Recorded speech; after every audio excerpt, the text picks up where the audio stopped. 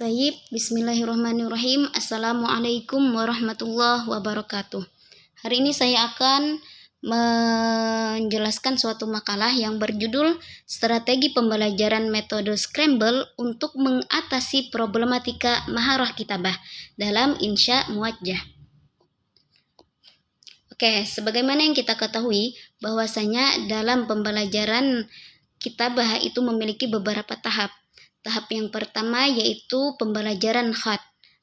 Pembelajaran khat adalah pembelajaran yang menekankan kepada ketepatan kaidah tulisan dan keindahan tulisan. Kemudian tahap kedua yaitu pembelajaran imla. Pembelajaran imla adalah pembelajaran yang menekankan kepada kemampuan siswa untuk menyalin tulisan. Baik yang disalinnya itu dari apa yang dia dengar ataupun dari apa yang dia lihat. Kemudian insya. Insya merupakan kegiatan maharah kitabah yang menekankan kepada kemampuan siswa untuk mengungkapkan isi-isi dari pikirannya.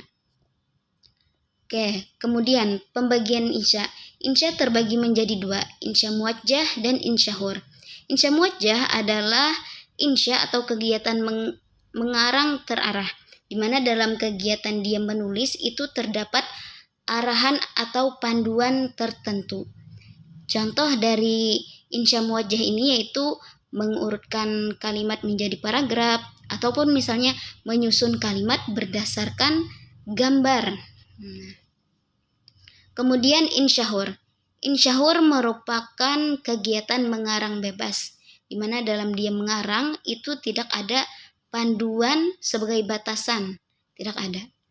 Jadi dia bebas mengarang sesuatu. Jadi dia bebas mengarang sesuatu berdasarkan pemikirannya sendiri. Contoh dari insya hur ini yaitu menulis suatu tema dalam bentuk narasi. Jadi misalnya temanya ditentukan, tetapi dia mengarangnya bebas, terserah dia. Ataupun bisa juga menulis suatu tema dalam bentuk deskripsi. Jadi bebas dia mau mendeskripsikan sesuatu seperti apa. Kemudian, metodologi penelitian. Jenis penelitian ini yaitu PTK atau penelitian tindakan kelas. Adapun tindakan kelas yang akan peneliti lakukan yaitu berupa penawaran strategi metode pembelajaran yaitu metode Scramble. Adapun objek penelitian di sini yaitu peneliti akan meneliti problematika yang dihadapi murid dalam pembelajaran kitabah dengan bentuk latihan insya muwajjah. Kenapa di sini peneliti lebih memfokuskan kepada insya muwajjah? Karena menurut peneliti insya muwajjah ini merupakan jembatan antara pembelajaran imla dan insya hur. Insya muwajjah ini dia sebagai penguat atas pembelajaran imla sebelumnya, dan ketika sudah anak itu menguasai insya muwajjah ini, maka ketika belajar insya hur itu anak akan lebih mudah. Kemudian untuk subjek penelitian ini yaitu guru materi untuk tambahan objek penelitian ini, jadi peneliti meneliti problematika serta meneliti tentang keefektivitasan murid ketika diberikan metode pembelajaran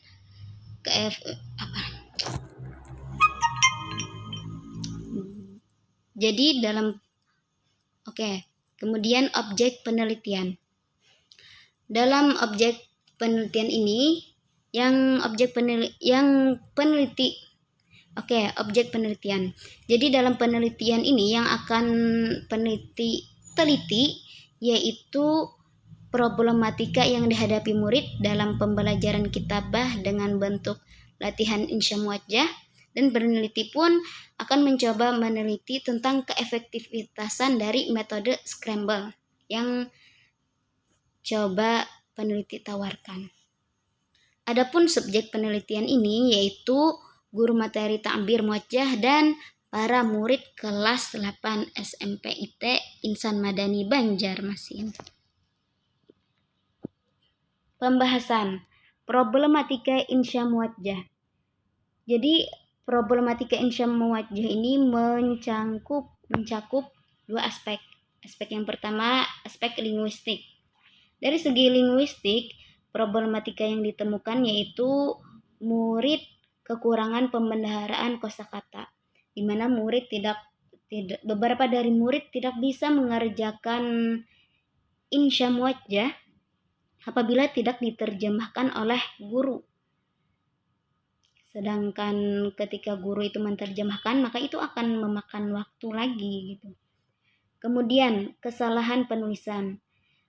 Kesalahan penulisan ini kebanyakannya terdapat pada penulisan huruf-huruf mat.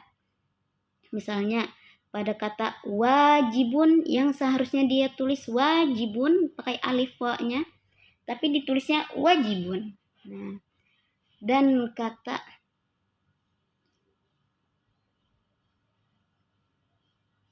labanun ditulisnya laban, dan kata labanan seharusnya pakai alif di akhirnya, itu ditulisnya labanan.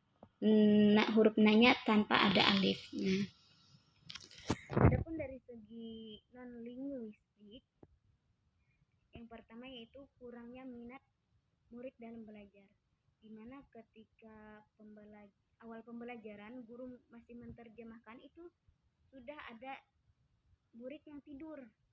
Kemudian ketika pembelajaran pun, ketika di tengah-tengah pembelajaran, ketika mereka menjawab soal, itu ada beberapa yang tidur. Bahkan ketika sebagian dari anak itu sudah selesai menjawab soal dan temannya yang lain belum, maka mereka menghabiskannya dengan tidur. Kemudian metode mengajar guru yang kurang menarik.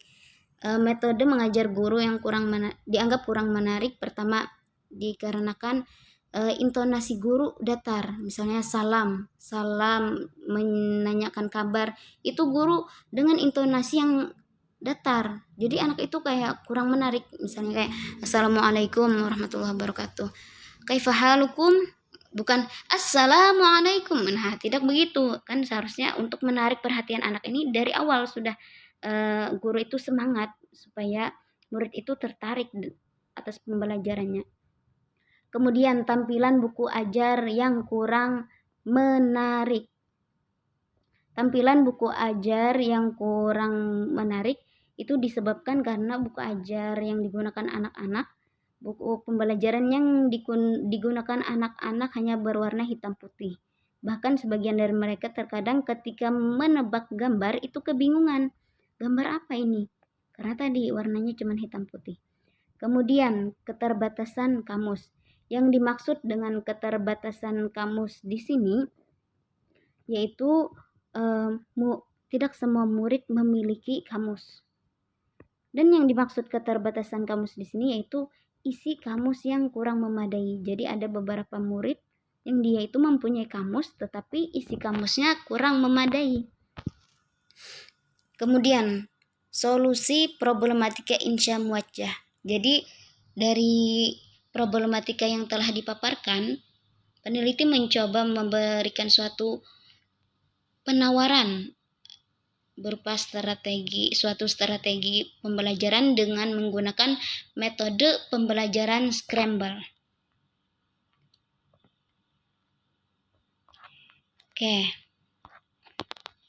Metode pembelajaran scramble merupakan metode pembelajaran berkelompok yang mengajak siswa untuk menyusun jawaban yang telah disediakan secara acak. Jadi jawabannya itu disediakan secara acak, jadi tugas mereka menyusun. Kemudian macam-macam model scramble. Model scramble ini terbagi menjadi 3 macam, yaitu scramble kata, kemudian yang kedua scramble kalimat, terakhir scramble wacana. Scramble kata merupakan kegiatan menyusun huruf-huruf menjadi suatu kata. Sedangkan scramble kalimat merupakan kegiatan menyusun suatu kata menjadi suatu kalimat. Adapun scramble wacana yaitu menyusun suatu kalimat menjadi suatu wacana atau sesuatu yang bisa dipahami, atau bisa juga dipersingkat dengan menyusun kalimat menjadi sebuah paragraf. Tahapan pelaksanaan metode scramble. Jadi secara teori berdasarkan di buku, saya menemukan bahwasanya tahapan pelaksanaan metode scramble ini sebagai berikut. Pertama, guru menyajikan materi sesuai topik. Setelah itu, setelah disajikan topiknya, guru menjelaskan materi. Kemudian guru membagikan lembar kerja. Jadi yang pertama, guru menyajikan materi sesuai topik. Jadi misalnya pembahasannya hari ini tentang apa? Tentang menyusun suatu kalimat. Nah, setelah itu guru pun menjelaskan materinya, bagaimana tata cara menjawabnya misalnya. Kemudian guru membagikan lembar kerja. Jadi kan ada jawaban-jawaban yang diacak. Nah, soal dan jawaban-jawaban yang diacak itu akan setelah dijelaskan tata cara menjawabnya, akan dibagikan oleh guru lembar kerjanya. Kemudian guru memberikan durasi waktu untuk mengerjakan soal. Jadi dalam pengerjaan soal secara dengan jawaban yang teracak itu murid diberikan waktu, batasan waktu. Ketika sudah sampai batasan waktu itu selesai atau belum selesai, itu jawaban sudah harus dikumpul semua. Kemudian setelah tadi diberikan lembar kerja, terus diumumkan tentang batas waktunya berapa, siswa pun mengerjakan soal.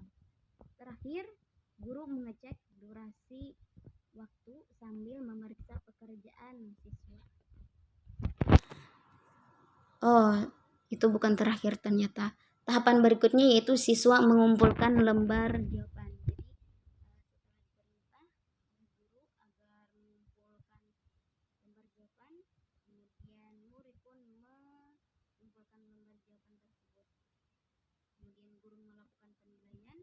Setelah melakukan penilaian, guru pun memberikan apresiasi kepada kelompok yang berhasil, misalnya mendapatkan bonus nilai atau apa, dan memberi semangat kepada siswa yang belum cukup berhasil menjawab dengan cepat dan benar. Kemudian tahapan pelaksanaan metode scramble berdasarkan implementasinya. Jadi kalau tadi sebelumnya dijelaskan bagaimana tahapan pelaksanaan metode scramble secara teori, ini secara pelaksanaan di lapangan. Pertama, guru membagi para siswi menjadi beberapa kelompok. Jadi karena di kelas yang saya teliti itu terdapat 21 anak, maka anak pun dibagi menjadi 5 kelompok.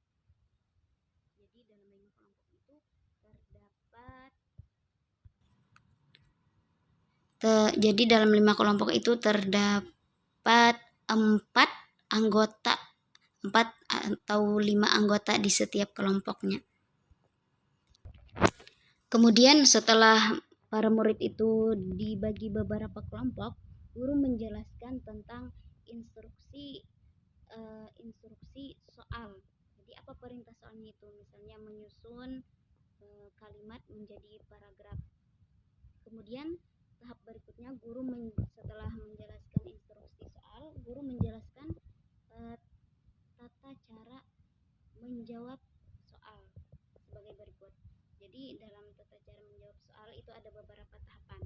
Tahapan pertama, murid disuruh menerjemah. Oke.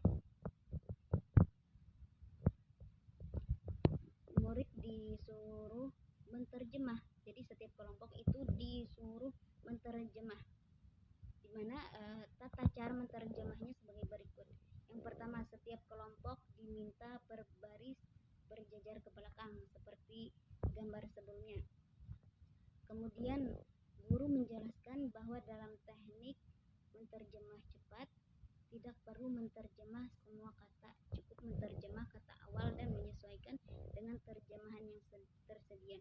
Jadi guru menjelaskan cara simpel menterjemah, cukup cari kata awalnya, misalnya najah Harun, nah najah Harun, arsal Harun, misalnya waraqah waku bila fil jami'ah, Harun mengirim berkas dan dia diterima di suatu universitas. Maka yang perlu murid cari itu hanya kata arsala. Jadi arsala, dia sudah dapat kata artinya mengirim. Maka di terjemahan tinggal cari mana terjemahan yang mengandung kata mengirim. Kemudian dalam tahapan menterjemah ini setiap kelompok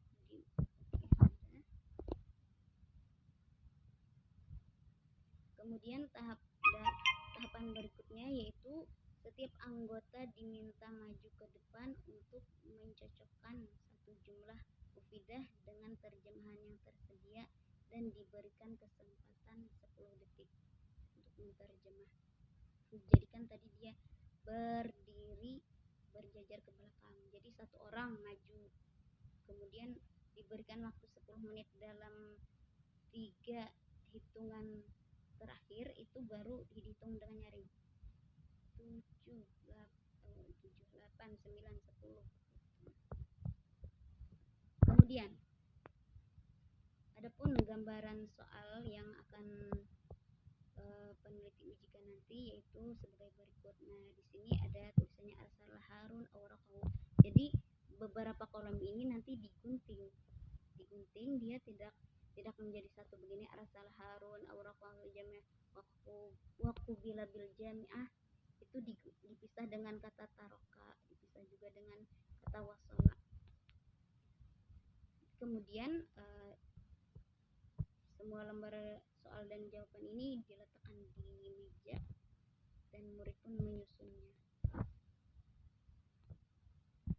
Kemudian tahap berikutnya yaitu tahapan pelaksanaan mengoreksi jawaban. Jadi setelah sudah selesai semuanya itu mengoreksi jawaban.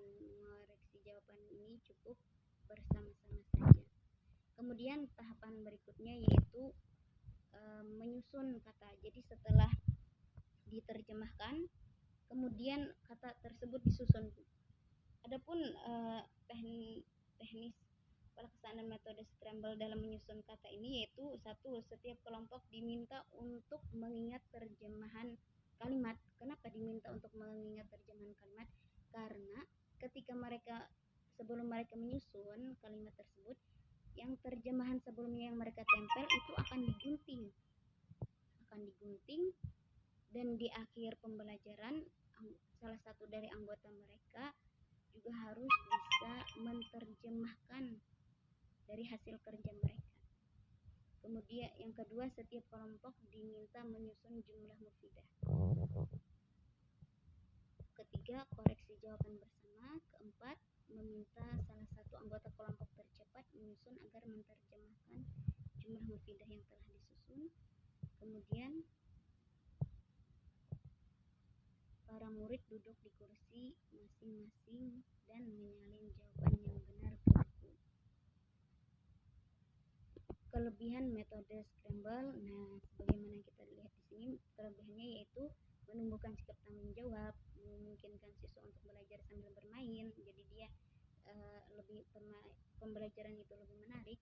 Kemudian materi yang dipelajari terasa lebih mengesankan dan tidak mudah untuk dilupakan. Jadi cocok sekali ini untuk pembelajaran bahasa karena pembelajarannya itu memberikan pengaruh tidak mudah untuk dilupakan. Kemudian menumbuhkan sifat kompetitif dalam metode mendorong siswa berlomba untuk maju. Kemudian kelebihan berikutnya yaitu memupuk rasa solidaritas dalam kelompok. Adapun kekurangannya yaitu memerlukan waktu yang lama dari pembelajaran biasa. Kenapa memerlukan waktu yang lama? Karena untuk tahap persiapan tadi, mengatur kelompok dulu, kemudian meja-mejanya dikesampingkan dulu, kursi-kursinya dikesampingkan dulu. Nah, itu memakan waktu.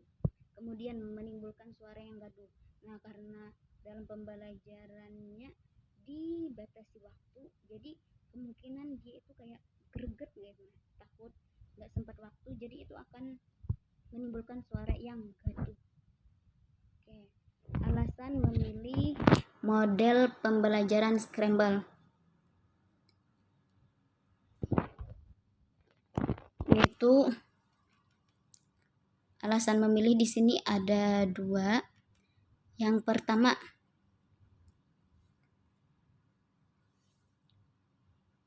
berdasarkan analisis peneliti terhadap kesesuaian problematika yang terjadi dengan karakteristik metode scramble. Jadi kan problematika yang telah peneliti dapatkan yaitu murid itu kekurangan pembendaharaan kosakata, terus dari segi penulisannya ada salah, kemudian minatnya kurang dalam pembelajaran.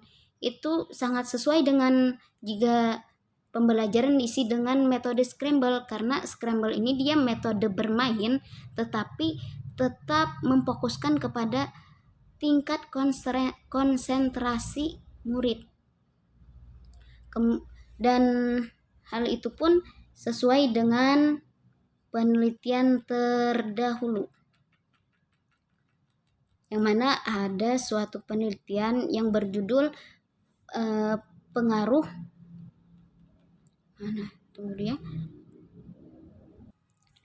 penelitian yang berjudul problematika mahasiswa bahasa Arab dalam meningkatkan kemahiran menulis bahasa Arab.